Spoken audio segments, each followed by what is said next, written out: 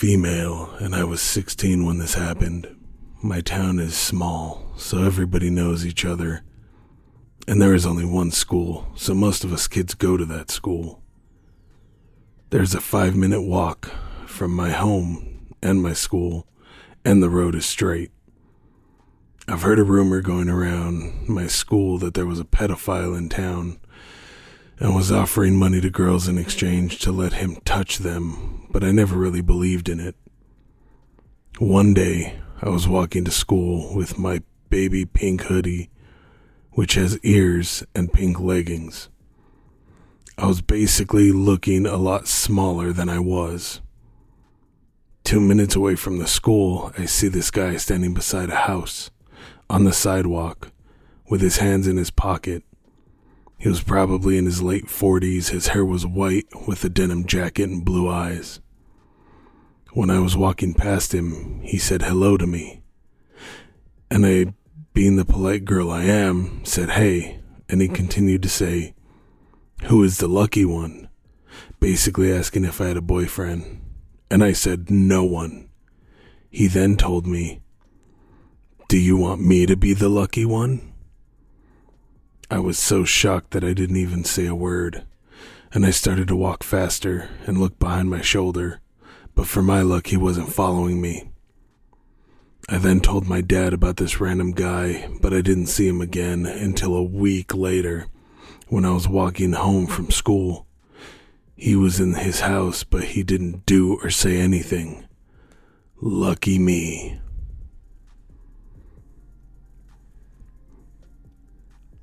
Next story is Creeper Tried to Follow Me.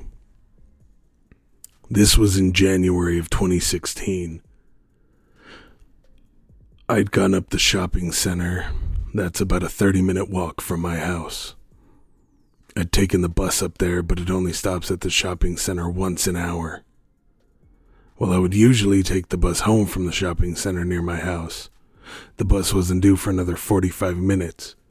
By the time I had done what I needed to do, and my 10-year-old brother was at home alone, my mom has no problem with me leaving my brother home alone for an hour or two, because he can take care of himself for that long.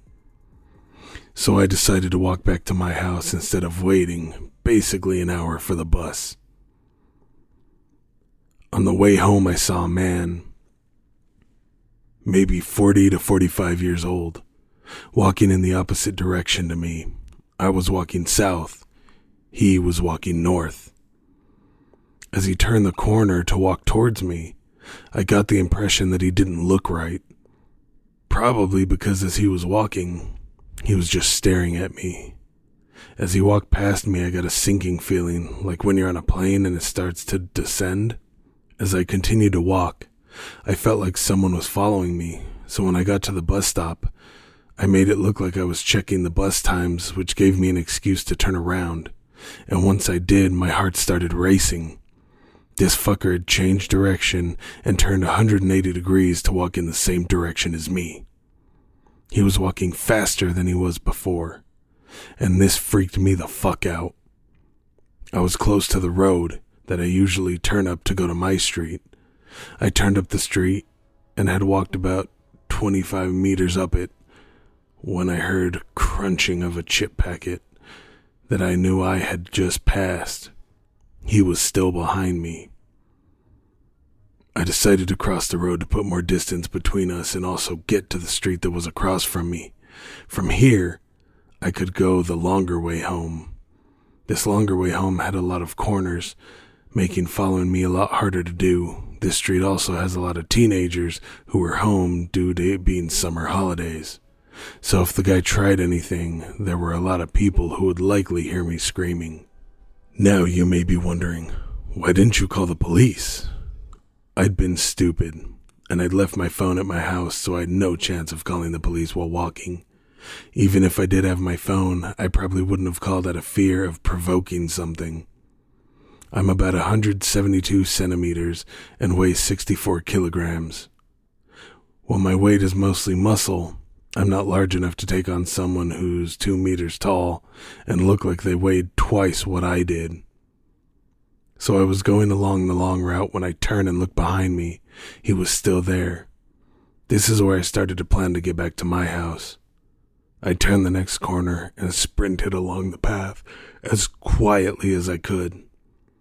I was on my house's street. If I was going straight home, I would have gone left, but I went straight ahead towards a smallish park that was just up the street from my house. Now the reason I did this was because I could go up through the park and around to get to my house. As I was crossing the road to get to the park, I looked back and I saw him jogging up the path I'd just come from. He saw me and started sprinting towards me. Luckily, I had a 150-meter head start. I ran through the park, up and around to the left. The area behind the park is like a maze, so this gave me an advantage. Once I was behind the park and out of sight, I continued sprinting for a house that had an old shed in front of its yard. The shed was empty and the door was open, as always, so I hid there, able to look out through mirrored windows. And he was looking around for me. He then walked the way I was planning to go to get to my house. I was still too scared to leave the shed, so I waited for about 10 minutes before I saw him walking back towards the park on his phone, and I heard part of what he was saying to the other end.